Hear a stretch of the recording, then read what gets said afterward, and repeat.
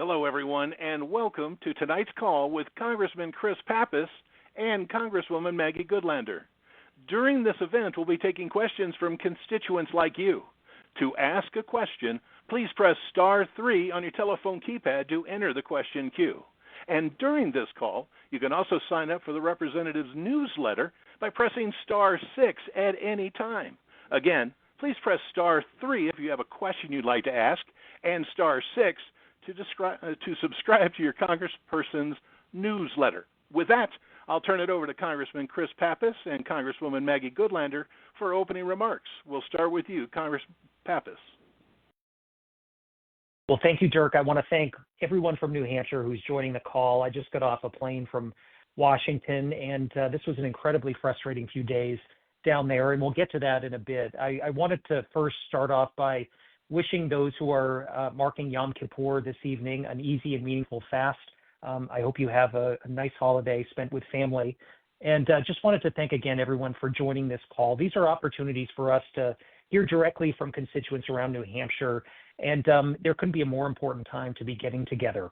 At midnight last night, government funding expired at the end of the federal fiscal year, and there wasn't a deal in place to continue that funding. And so we're facing a government shutdown today. We're focused on what we need to do to be providing answers for people in New Hampshire, but also to be working hard towards solutions in Washington that can help get us through this.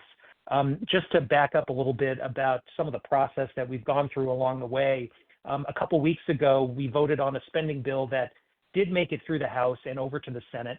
It passed along party lines and was a real partisan bill that I felt didn't meet the needs of New Hampshire. Underfunded critical programs in areas like small business and veterans and housing. And so that bill did pass. However, it made its way over to the United States Senate. And over the last couple of weeks, the Senate has taken votes on a variety of different proposals, including the one that went through the House, but didn't get to the 60 votes they needed to clear a bill through the House and to the president's desk. So we continue to need people to be coming to the table and be figuring out how we can move forward in a way that funds government in a responsible manner and also addresses the issue that I'm deeply concerned about right now, which is what's happening to healthcare. On top of the cuts that were passed just a few months ago, which are going to devastate the Medicaid program in New Hampshire, we're facing an important cliff in the coming weeks that is going to make healthcare a lot more expensive for tens of thousands of New Hampshire families. There are tax credits that are provided for people who get their plans off the Affordable Care Act. This impacts about 22 million Americans, and on average, folks are going to see a 75% increase in their health insurance premiums. Now, one of the reasons why it's important to act now and not just wait until the end of the year as people are transitioning onto a new plan is that people need time to shop. They're going to be receiving notices starting in early October about rate increases, and we want to make sure that no one loses access to health care because people in Washington aren't doing everything possible to keep those costs low and to make sure that families can continue to connect with the providers that they need to see. So that's part of the conversation. The health and well-being of the American people and people here in New Hampshire is not extraneous. This is something that is at the core of what government has to do.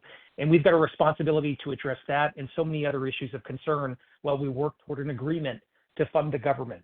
Now, in the meantime, we're going to see impacts to programs as a result of the lapse in government funding, and we'll get into a little bit of that tonight. Just think of a couple different buckets of funding. You've got your mandatory programs, things like Social Security, veterans benefits, Medicare and Medicaid. We will likely see less impacts in terms of those programs moving forward. People will continue to be able to get access to their benefits, although there could be challenging situations with respect to the kind of customer service that you need to reach out to a member of one of these agencies to get a question answered, to file a claim, and those sorts of things. We also have a lot of discretionary programs within the government that won't be funded, that won't just continue. And so think of things like the WIC program that helps moms and kids, the LIHEAP program that serves about thousands of folks in New Hampshire to give them access to more affordable energy and fuel assistance. Those funds do not just continue automatically. So we've got to do this work in the coming days. And look, I think that at the end of the day, Republicans who control the House, the Senate, and the White House have a responsibility to come to the table. It was really frustrating when Maggie and I were in the House chamber on Monday and Tuesday of this week. We had no colleagues across the aisle who were there joining us to try to find a way forward on this. So we're committed to it. Both parties need to come to the table and negotiate, and we can't leave out the health and well-being of the American people, especially when it comes to increased costs around insurance. So I'm sure we've got a lot of questions to answer. I'll turn it over to Maggie Goodlander next to give some comments, and then we look forward to hearing directly from you all. Well, thanks so much, Chris. It's great to be a part of this with you. I'm going to be brief at the top because I'm really looking forward to our conversation. I want to first just thank everyone who's on the call tonight.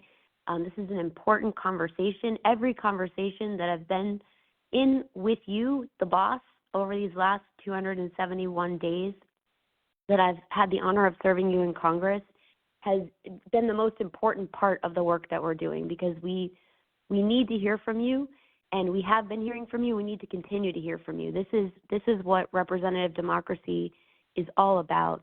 I've taken the oath to our Constitution in many roles throughout my career, in the Navy, at the Justice Department, in the White House.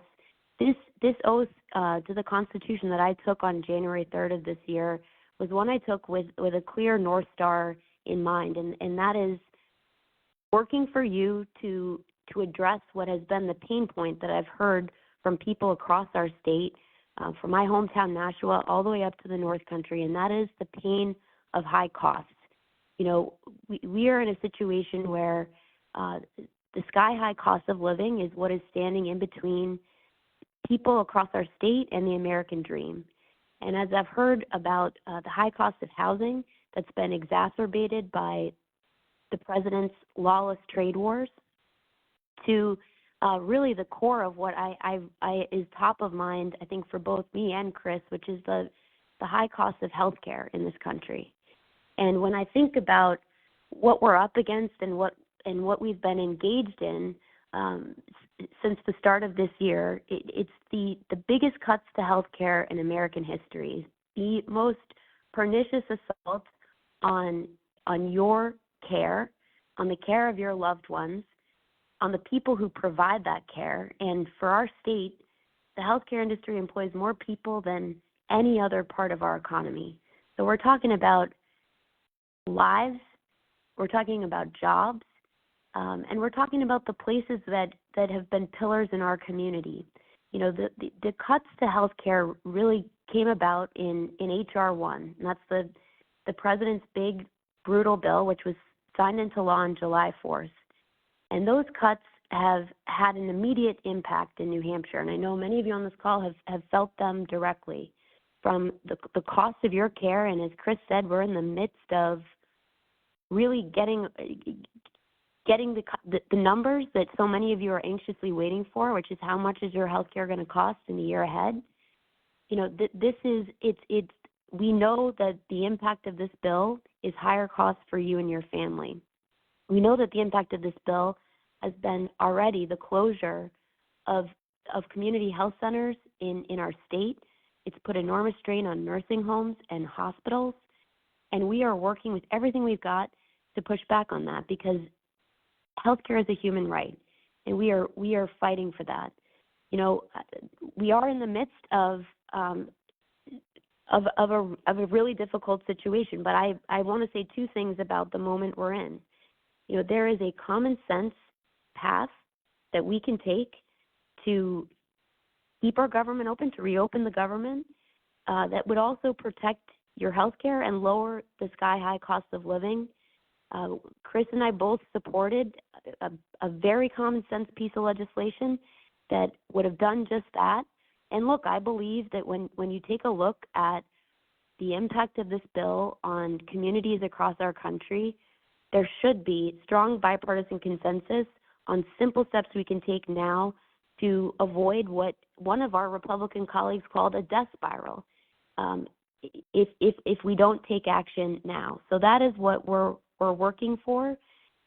Parts of the federal government are closed, but our office is open. We are here for you. I'm sitting here in the Cannon House office building. Chris and I are here. We are ready to work. Our office is here for you. And if you remember one number from tonight, and one of two numbers, my number is 603-226-1002. And I know Chris will share his office number with you, but we want to hear from you. And with that, I'll turn it back to you, Dirk, and really look forward to your questions and our conversation. Thank you very much. And a quick reminder, if you just connected into the call and you have a question that you would like to ask live on the call, please press *3 on your telephone keypad to enter the question queue. And don't forget, your representatives put together very informative e-newsletters for each of their districts. So if you'd like to get subscribed to that, all you need to do is press *6 during this event to get signed up to receive the newsletter. Now let's get to the callers. Our first question comes from Kathleen in Rochester. Kathleen, you are live on the call. Go ahead with your question, please. Hello. Good evening. Thank you so much for all the work you're doing. My name's Kathleen, and I am 28. I'm just a normal middle-class Democrat. And my question is, during times like these with all the uncertainty and what's going on in our country, what keeps you the most hopeful and positive? Oh, Kathleen, that's such an important question, and it can be hard to find those moments of hope when there appears to be so much chaos and where there's so much darkness that we've got to navigate. But what keeps me hopeful is really when I get to connect directly with people in New Hampshire, because you recognize that regardless of where people come from politically, they generally share the same outlook about where we need to go as a state and as a country. People all across the board recognize that we should be working together to make this economy work for everyone, to build additional fairness in our economy and not reward those at the top, but work hard for people who are struggling economically and those who are looking to reach the middle class and stay in it. And so, from my perspective, that's one of the most important things that we can do for people in New Hampshire. And we want to do it as we think about how we fund the government in an appropriate way and make sure people get access to the health care that they need. So there are a lot of good ideas on the table, from housing to child care to health care. And what I've found is that even when you can't always win an argument in Washington, even when maybe the votes turn out a different way, there are ways that our office can help people individually. And so I would also recommend that folks reach out to our office if there's anything we can do for them individually. If you have questions about some of these federal programs or just want to talk a little bit more in depth about what's going on out there, our office number is 603-285-4300.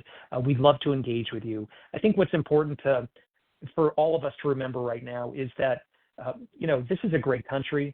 We need a sense of common purpose as a nation if we're going to continue to be able to rise to the challenge to solve problems, to make people's lives better. And that's what our political system should be for.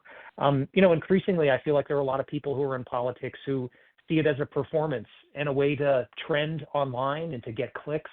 But the basics of this is government of, by, and for the people, making sure that you feel connected to your elected officials and that ultimately we're working for you and working to solve your problems. So what keeps me going through all this is just the encouragement that I get from people around New Hampshire, and also being out there recognizing that we're all not that very far apart when it comes to what we're looking for out of government. And so that's what we've got to live up to, especially over the next few weeks while we navigate these tough challenges. All right, moving on to the next. Congresswoman, I apologize. Go right ahead, please. No worries. No, thank you, Dirk. Kathleen, thank you for that question. How do we keep the faith? Look, to me, the three most powerful words in human history are the first three words of our Constitution: we the people. We keep the faith by remembering, especially in dark times like this, that we have power, and that this whole fragile experiment, this extraordinary experiment, our country, the world had never seen anything like this when our Constitution came into being. And we are an experiment that is fragile and that is really clear in its objective. It's about a more perfect union. We acknowledge our imperfections, but we are steadfast in our commitment to the simple and powerful idea that we are a government of, by, and for the people. And what gives me faith is looking to history. So, my own family's story of coming to this country. America gave us everything.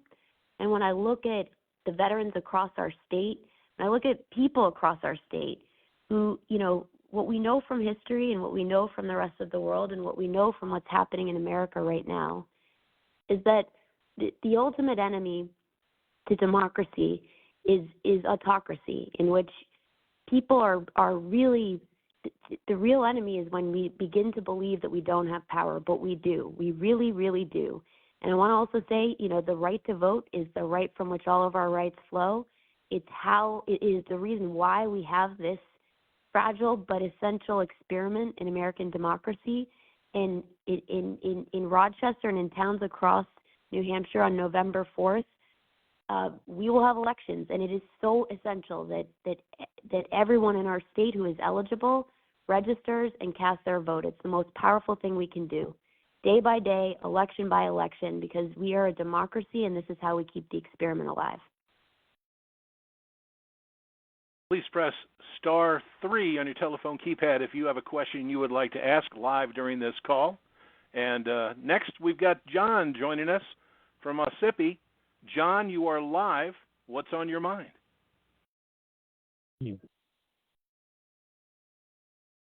Hello, John. Yes, can you hear me? Yes, we can. Go ahead with your question, Yeah. please. Yes, I've never seen a nation like this. It's hard to maintain hope, which I know our country's always had ups and downs, but it just seems that as time progresses with this administration, as it carries on, we lose, whether it's congressional, we don't challenge, and I'm not saying the Democrats by all means. And I hate to pin one side to the table here, but slowly we're losing some of the fundamentals of what kept this nation basic strength in check. And I just don't, I'd like to see a way out of this. And do you guys have a vision on how we can accomplish that? John, thanks very much for the question. And look, this is a time where we've got to stand up and be counted, and try to stand up for what's right every single day. And we've been trying to do that since the beginning of the year. There's been no shortage of things that are hitting directly here in New Hampshire, whether it's cutting programs that people are depending on. Very recently, a program that serves kids in New Hampshire who are the first in their family to go to college was cut by the administration. And trying to find ways to bring out local stories and to get the information to Washington to fight back and hold the line. We've been doing that work each and every day on a variety of different fronts. I do feel like this is a time that is a real gut check moment for our democracy, and our system is resilient. It does, we are able to confront challenges and overcome them. That's the course of United States history. But this is a moment that will test us. And I think this particular fight that we're in right now is really important. We're seeing policies that are historically unpopular that are being undertaken by the administration and passed through Congress, from cuts to healthcare to tariffs that are making things more expensive for small businesses and families right now. And we've got to make sure that there's some accountability. And so, for me, it's about trying to put New Hampshire first, trying to raise my voice every day and find where we do have leverage. Unfortunately, those of us that feel very passionately about some of these issues don't have all the leverage we need in Washington. And so that's where the public pressure and public input is really critically important.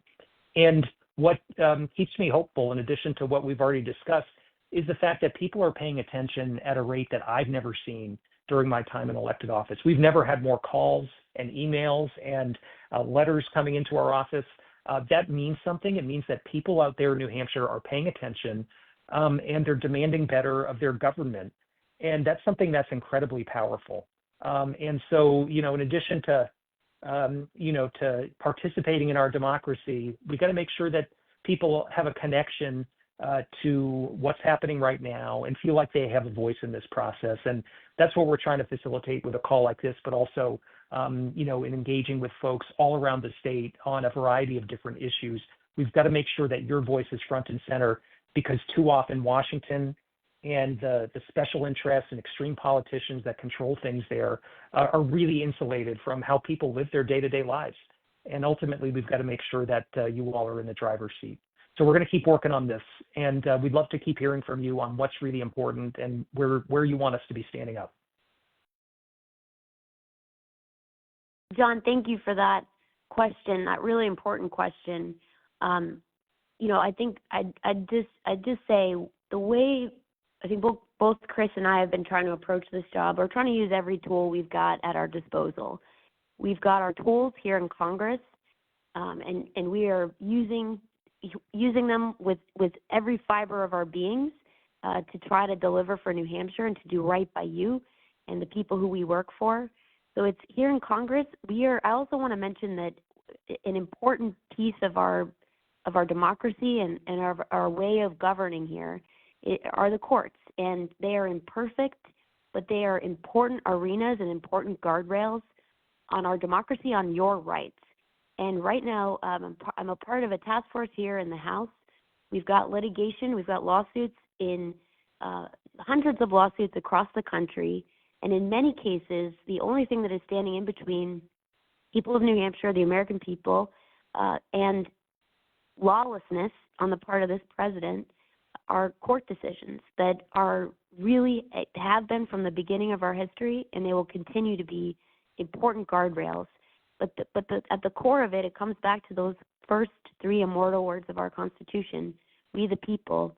It really is the community. It's communities across New Hampshire who are organizing, who are stepping up, who are speaking out, and your voices are the most important and powerful thing in this effort, in this fight.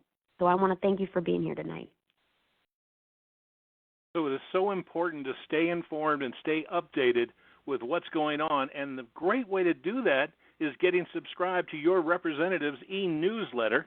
You can do that during this call by simply pressing *6 on your telephone keypad. Now let's get to the next phone question. Somebody who pressed *3. Their first name is just abbreviated with the letter D, and they're in Springfield. So, hello, D, abbreviation, hello. In Springfield. Welcome to the call. Go ahead with your question. Hello. I'm an Army veteran. My husband is a Vietnam vet, did 20 years. And my military family goes back to the Battle of Bennington. We were rebels. And thank you for being in the Navy. You know, our oath never expires, and I wish that was with the people who do our money.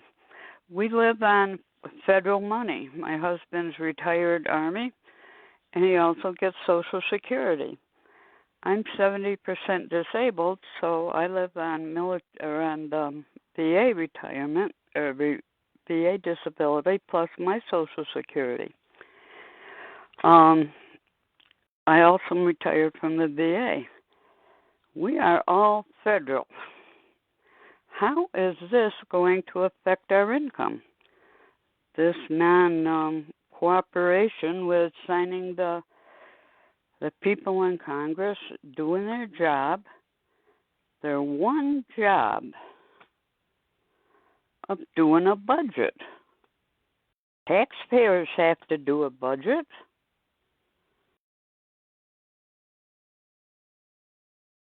So can you tell me how this is going to affect us? Well, first of all, I want to thank you for your service to our country, and that's an extraordinary history going back to the Battle of Bennington. You lived the live free or die spirit, and I'm grateful to you and to everyone in your family for what you've done for our country. We owe you a debt of gratitude we can never fully repay, and we owe to you the sacred promise that we've made through Social Security. You know, it's a promise that extends across generations, and it's been under attack like never before under this administration. one of the first things that I prioritized in working through this, and I'll also just say thank you for making the point about this most basic responsibility that Congress has. Every family has got to develop and execute a budget. It's our most basic responsibility, and it's why I really believe, and I really believe that no member of Congress should be paid if we don't do our most basic responsibility, do our job of passing a budget. And that's something I'm personally living out right now. I'm not accepting a paycheck because no one should be paid in Congress, especially those who aren't even showing up to work, while people across our country and across our state are feeling so much uncertainty, and many aren't getting their paychecks. Now, on Social Security, I just want to say that part of why the senseless shutdown, the senseless Republican shutdown, we've got a common sense way out of it. But when it comes to Social Security, what we're seeing is guidance from the Social Security Administration, which I've read myself, and I want to just say first and foremost, our office is here to work with you on any specific questions that are specific to you and your family. But we're operating right now on limited information, but one clear and important piece of information, which is that according to the Social Security Administration's own guidance, if you are receiving Social Security or Social Security disability payments currently, those are going to, the promise now is that they're going to continue on their scheduled date. And please, we want to hear from you if you experience any interruptions at all. And again, our office number is 603-226-1002. We really want to hear from you. We need to hear from you because we will likely hear from you first before we receive any information from the Social Security Administration. So we are here at your service. I will do everything in my power, and over my dead body will any Social Security office in New Hampshire close. And we are here for you every step of the way to make sure that you get what was promised to you, because you have paid into Social Security your entire working life, and you deserve certainty and on-time payments, and that is what we're going to work for on your behalf. Well, I also want to thank you, Dee, for you and your family's service and commitment to our state, and for raising that important question. It is incredibly frustrating. I come out of the small business world, and you wouldn't run your small business the way our federal government operates. The process by which Congress budgets has been broken for decades. Both parties have a hand in mismanaging it, and we've got to figure out how to get it in a better place.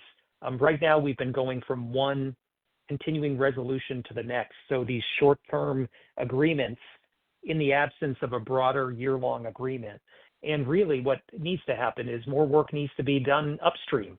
Get people in the room, get them talking, and get them to hash out a deal that owns up to our responsibilities as a country. And I'm confident, just knowing some of my colleagues, that they have the capacity to do that. It's when all these outside political forces intervene that make things so much harder.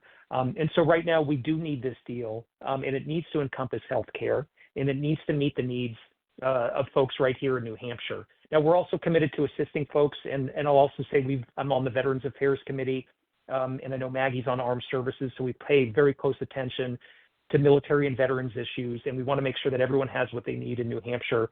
So if any veteran out there is seeing any interruption on the benefit side or on the healthcare side, please don't hesitate to reach out to our office. It's, again, 603-285-4300. Our understanding based on the guidance is that at VA, benefits for folks who have been collecting them will continue, that healthcare services will also continue, just like the Social Security system will continue serving beneficiaries. But we do want to continue to work with all constituents if they have any challenges along the way or any questions. Thank you. It is great to see so many people have connected into this live telephone town hall with Congressman Chris Pappas and Congresswoman Maggie Goodlander.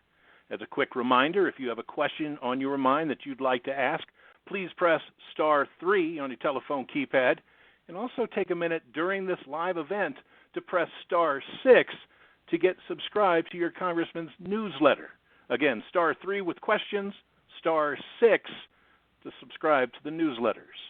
Now, we got a question that came in online from Jerry up in Northampton. She's asking, how will this government shutdown affect the Portsmouth Naval Shipyard and all its employees? I have nieces, nephews, and my husband all work at the shipyard.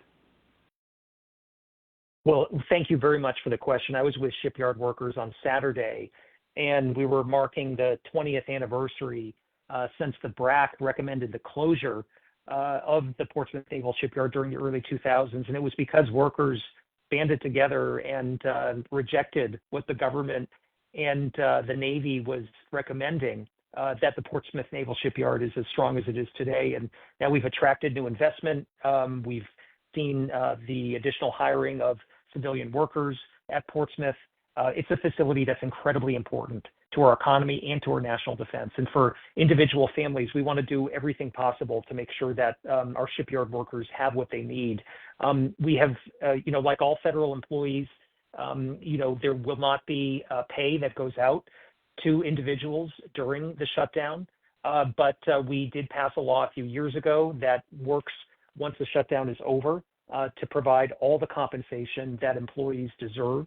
I'm of the mindset that we shouldn't have this silly system, and we should be paying our military and paying employees every step of the way if Congress somehow drops the ball. I'm also in the camp of not taking a paycheck during the shutdown because I want to show solidarity with our workers and really demonstrate the commitment that's necessary to solve this problem. I've also introduced legislation that would prohibit members of Congress from accepting a paycheck during a government shutdown as a way, hopefully, to force more people to come to the table and to solve this issue. Now, I know Congresswoman Goodlander might have some additional news on a bill that we're looking to introduce together later this week, so maybe I'll leave that to her as a way we could protect shipyard workers. But again, we want to hear from you if you're experiencing any issues. We're in close touch with folks at all levels at the shipyard, from management to union leadership to workers, and we'd also appreciate any other feedback or news that you might have for us so that we can dig in and provide whatever support we can. Well, Jerry, thank you for that question. Thank you to your family members who are truly contributing to our national security in such an essential way. The Portsmouth Naval Shipyard, it's America's first public shipyard. It is our finest public shipyard. I'm so proud to be serving on the Armed Services Committee and advocating on behalf of the extraordinary women and men who serve at the Portsmouth Naval Shipyard. In my conversations and in my work together with shipyard workers, including conversations I had this afternoon, what's happening now is a continuation of a real assault on our shipyard workers. We've seen unprecedented levels of uncertainty for the women and men who work at the shipyard, between hiring freezes, which we've been trying to address in every way we possibly can, including through legislation in the National Defense Authorization Act. But right now, Chris is exactly right. It's a completely unjust situation where hardworking people who are just absolutely mission critical to our national security, we're doing some of the hardest jobs that we could ask anyone to do for our country, are working without pay. And it is dead wrong. It's a true injustice.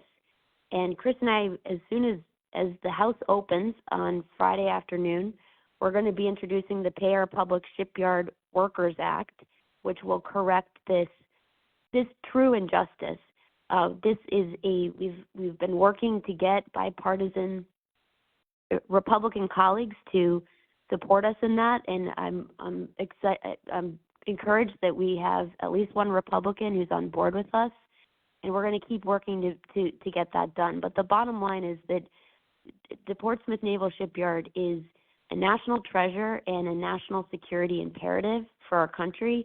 And I'm grateful to you and your family members for what you're doing for our country. All right, moving on to our next caller with a question. Let's go to Ann in Hancock. We've got you live now, ma'am. Go ahead with your question. Oh, hi. Can you hear me? Yes, ma'am. Go ahead, please. Okay. My question was, first of all, I want to thank you for working on the healthcare issue and also on the government shutdown. I mean, it's critical and very important, but I see it as a procedural issue. I mean, we go through this time and time again and work through it. My overall concern is what is happening above that level. I was at the hairdresser today. There were 4 women, and all 4 of the women were talking about what happened at Quantico yesterday.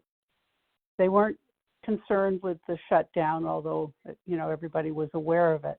They were concerned about what they were hearing from our president and our Secretary of War, and how that does not bode well for our future in the country.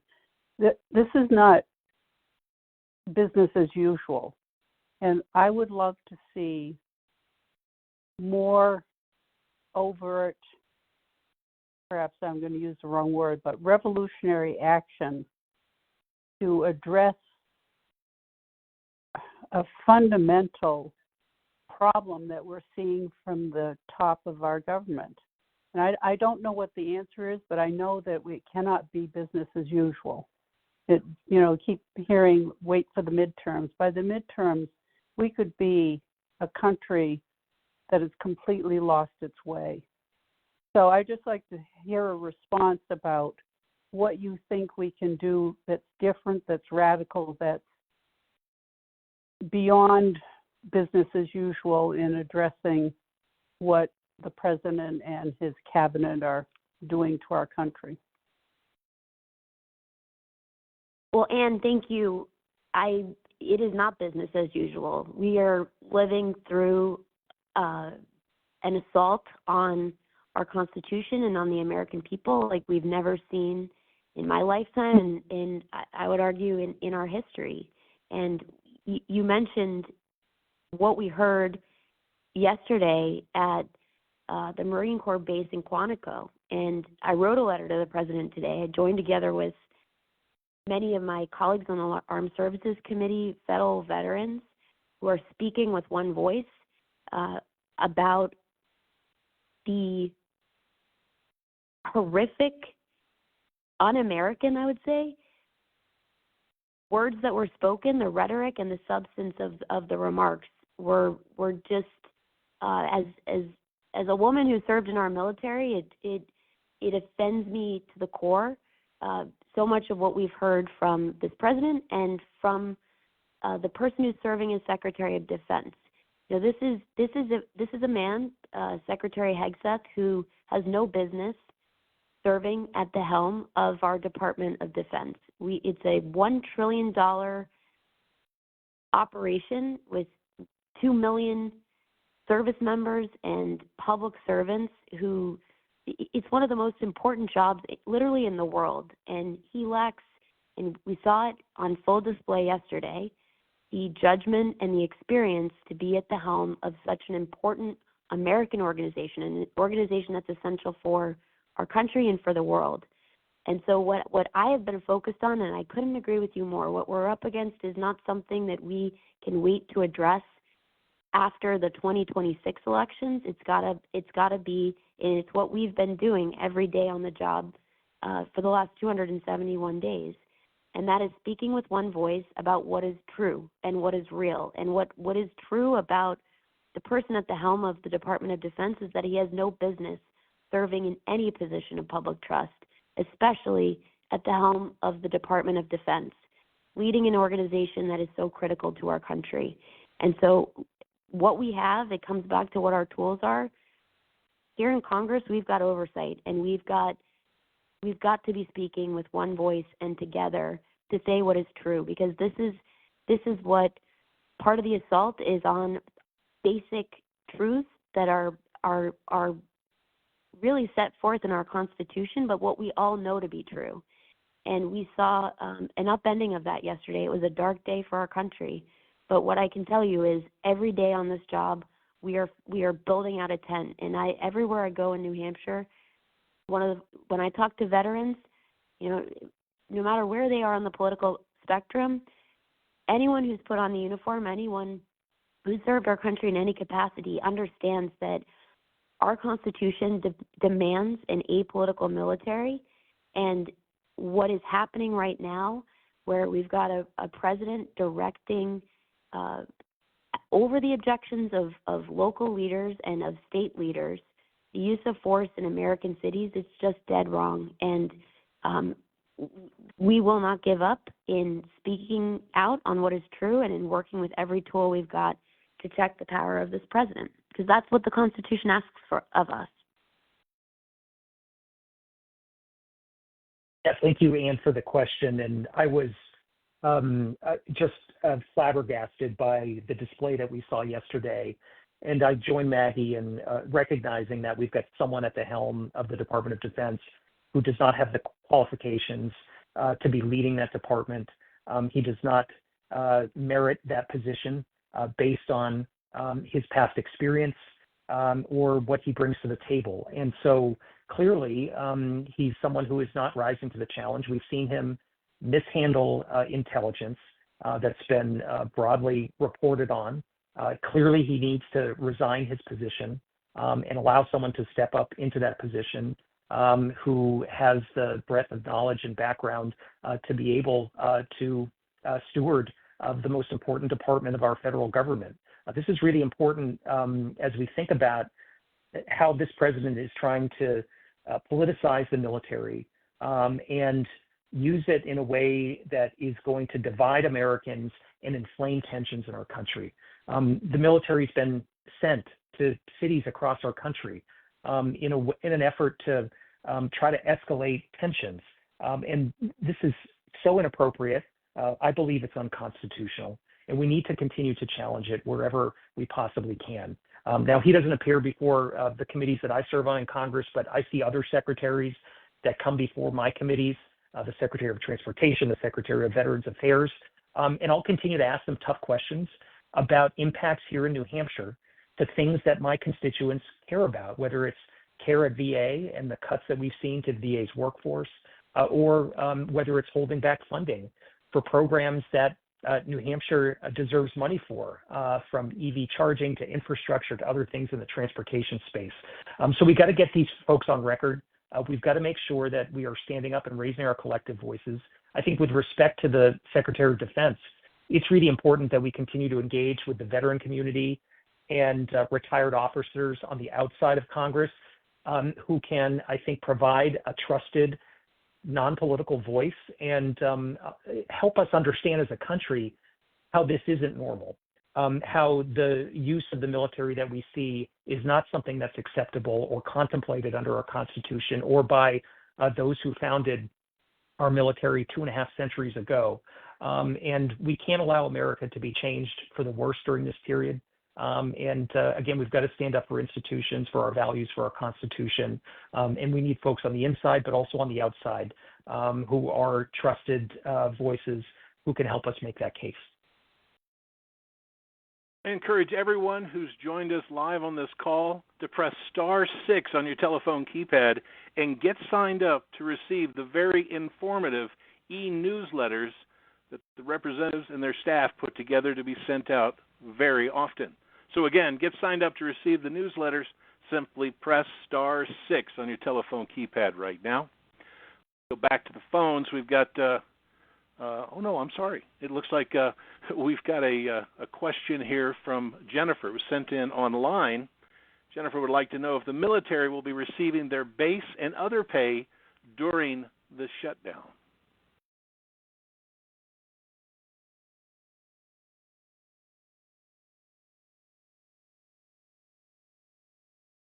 Well, Jennifer, thanks for the question. I appreciate that. And we are still waiting on additional guidance.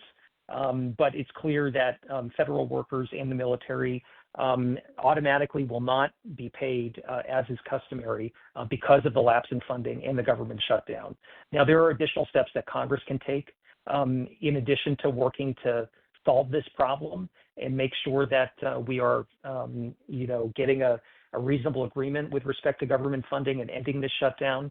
I think we should consider legislation to make sure that all of the members of the military, from the Coast Guard to the Air Force to the Marines, to the Army, to the Space Force, get paid and to make sure that we're honoring their service and that there's no sort of interruption to the commitment that we should be providing those who are on the job, here at home and abroad, defending our democracy, standing up for our values, and keeping our nation safe. I think that has to be part of an ironclad agreement that we make to members of the military. So I don't believe that's going to happen automatically. We will have to take additional steps to ensure that that is the case. And I don't know if, Maggie, you have anything you want to add or a different interpretation of that. No, look, I think this is yet another true injustice that our service members don't have certainty about their paychecks, about housing, about food. These are the basic foundations of what we owe to the women and men who put on the uniform, and what we need for our military readiness. You know, when we have an armed forces full of people who are uncertain about whether they're going to be able to pay their bills on time, keep the lights on, keep food on the table, it's an outrage, and it is dangerous for our national security, which is why we're leading legislation that's going to correct this in the context of the shutdown. We've got two bipartisan bills, the Pay Our Troops Act and the Pay Our Military Act, which would right this and wrong and reverse this injustice. The bottom line is, you know, my focus on the Armed Services Committee has been I'm on the Personnel Subcommittee, and I'm on that subcommittee because I really do believe that the most powerful source of our strength as a country are the people who serve it. And the people who serve it in uniform are so key to that. And so this is a major focus. And if you have particular questions, Jennifer, that we can help answer, our office is here to assist in any way. All right, now heading back to a question on the phone. This one is Tricia joining us from Henniker. Tricia, welcome to the line. You are live on the call. Go ahead with your question, please. Hi, thank you. First, I want to thank both Chris and Maggie. I do appreciate so much that you're taking the time to have the town halls, but also your service in Congress. I might not always agree with you. I don't always disagree with you, but I always appreciate the fact that you're taking the time to be out there and fighting for what you believe in. So first off, thanks for that. My question comes, though, in regards to how the rhetoric is out there on both sides. I hear Democrats, and even you on the call today, the two of you on the call today, just bashing people on the other side.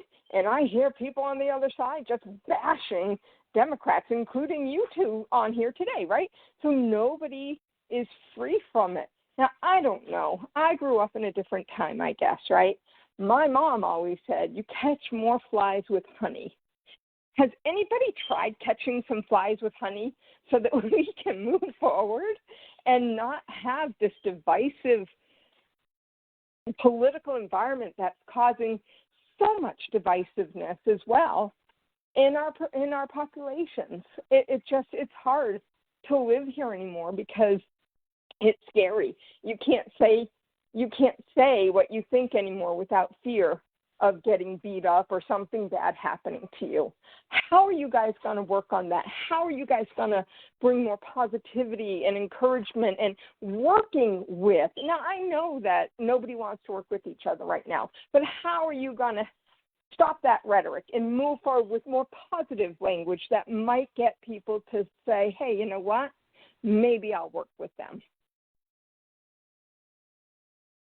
Well, Tricia, thank you. Thank you for being here. Thank you for that. Thank you for what you said. I think what you said about disagreement, you know, I really believe that there's nothing more American than disagreeing without being disagreeable, and I believe that because I'm a middle child, I grew up in a family where there was very little agreement politically, and it was through really understanding, and it's still the case today, that some of the most important conversations that I have with my one and only beloved sister are ones where we do not agree. We don't see eye to eye, but we do it in love and in a commitment a patriotic commitment to a country where our foundations are on respectful and reasonable debate. And that's the beauty, I think, one of the real beauties of our country. You know, I come to this work having worked for a Republican in the Senate, John McCain, who I didn't always agree with him. In fact, I often disagreed with him. And that to me was the oath I took to serve as his advisor in the Senate is the same oath that I'm carrying out right now, an oath to our Constitution. It is the tie that binds us as a nation and across history. You know, I think that we have real genuine disagreements right now in our country, and I think it's important that we're clear about what those are. And when we take a look at the budget, I do think that there are real differences of opinion. But what I am trying to do in this job is to find common ground wherever it exists. And, you know, you asked about deploying honey. I would say, you know, I've tried to reach out, and I know Chris has too, to any one of our colleagues who would in any way, shape, or form be prepared to work with us on anything that matters for New Hampshire. And, you know, I've been here since January 3rd. I've been a part of leading more than 80% of the bills that I'm trying to advance for New Hampshire in Congress are bipartisan bills, and that to me is it's how the job should be done. And I know Chris is one of the most bipartisan members of Congress too. It matters. It's the New Hampshire way and it's the American way, and that is what I'm trying to do. But I think we have to embrace respectful disagreement because there are differences. But I believe with all my heart that there is so much more that unites us as Americans than what divides us. And I am looking for that common ground and that unity wherever I can find it. Yeah, Trish, thanks very much for the question. And just a reminder about the fact that we're all in this together as Americans, and we do need to find ways to bridge the divide and to get things done. And every time I introduce a bill, come up with an idea, and usually it's based on a conversation I had with someone on the ground in New Hampshire who's given me a thought about what we could do to make something better. I'll shop that around with colleagues across the aisle, because what I've learned during my 4 terms in Congress is you got a much better shot if you get a partner across the aisle to join you on legislation. Doesn't mean that you have to change your idea necessarily, but it means that you automatically get greater buy-in, and it helps build momentum behind something that's important to the people of your state. And so we've done that on a lot of different issues. And I find that there are some areas that are just more ripe for that kind of collaboration. The Veterans Committee is a perfect example where we usually work hand in glove. And it's not really as Republicans or Democrats, it's as Americans first. And isn't that the way that it should be when it comes to people who have worn the uniform of this country, making sure they have everything that they need? We have to continue to find ways to do that. And I also think this is a moment where you're absolutely right. Figuring out how we lower the temperature and find ways to relate to one another. I think especially in the wake of the violence that we have seen across our country, increasing political violence, we've got to make sure that we understand that we all have a responsibility as citizens, as elected leaders, to see the person across the table or across the room as our fellow countryman or woman, as someone who is on this journey with us, and to find ways that we can work together. And so Congress has to do a better job of that, absolutely. And this shutdown crisis that we're in right now is a perfect example of the need to stay at the table and just to keep talking. And so we all have to do that. I think we all want to get back to a time where we can have differences, but we can also respect each other and feel like we're part of the same community. It does feel like America increasingly is becoming 2 parallel universes based on people's political affiliation. And that's a recipe for disaster for the future of our country. How are we going to lead the world economically? How are we going to stay strong? How are we going to meet the needs of our citizens if we don't figure out how to be pulling in the same direction? So I think about that every day. It's one of the reasons why I'm a member of the Problem Solvers Caucus and want to keep trying to find common ground wherever I can. But thanks for the encouragement. And I think we owe it to people in New Hampshire because this is how we do it in our state. We're a small state. We know each other. And I think we still have the capacity here to roll up our sleeves and make things happen. Washington is a different animal, but we've got to make it work a lot more like New Hampshire. And if we do, I think we can get back to a time where we see a lot more forward progress. I don't want to be working in a Congress where we feel like we're just running out the clock until a new dawn politically, where we feel like our side is in the majority. That's not what it should be about. We've got to use this opportunity to make all the difference that we possibly can for the folks that we represent. Politics is the art of the possible, and I really hope there are possibilities in the coming days to get over this shutdown threat and to get back to basics and back to business on the things that I hear about every day, and I'm sure that you're thinking about too, Trish. So thanks for the question. Just took a quick peek at the clock on the wall. Shows that's all for the time we have for Q&A, but I definitely want to make sure that I leave the representatives time for some closing remarks. And I'll throw it to you, Congressman Pappas, to kick us off, please.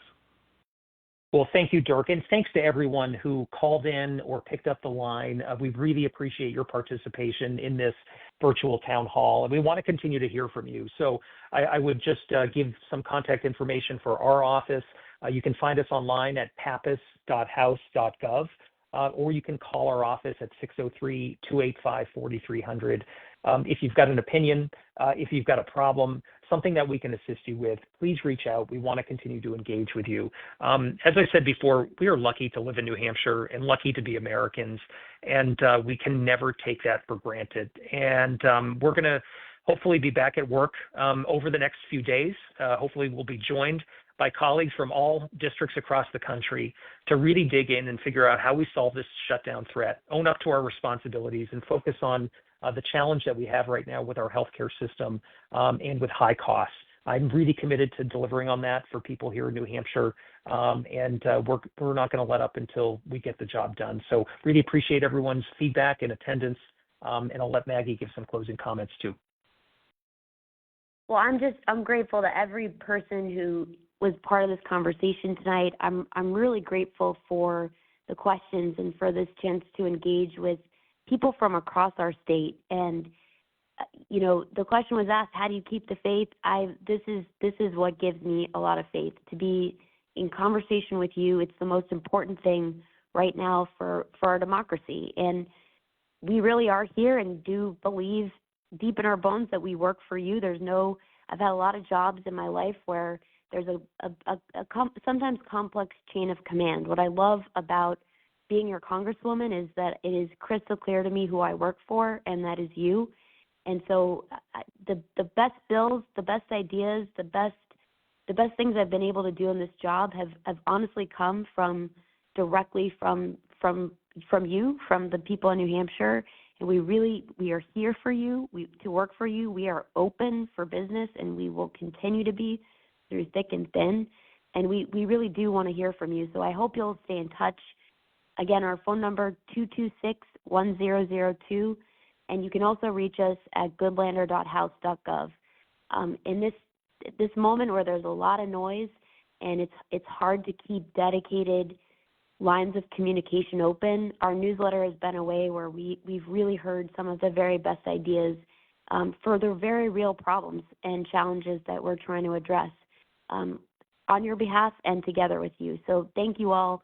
God bless, and look forward to staying in touch.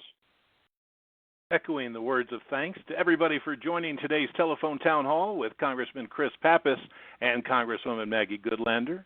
Now, if you'd like to stay up to date on their work, please follow them on social media. You can find Congressman Pappas on Facebook, Instagram, X, and Blue Sky at Rep. Chris Pappas. You can find Congresswoman Goodlander on Facebook, Instagram, X, and Threads at Rep. Goodlander. Thanks again, everybody, for sharing your time with us this evening. We hope you stay healthy and safe and have a great night. This concludes our call. Goodbye.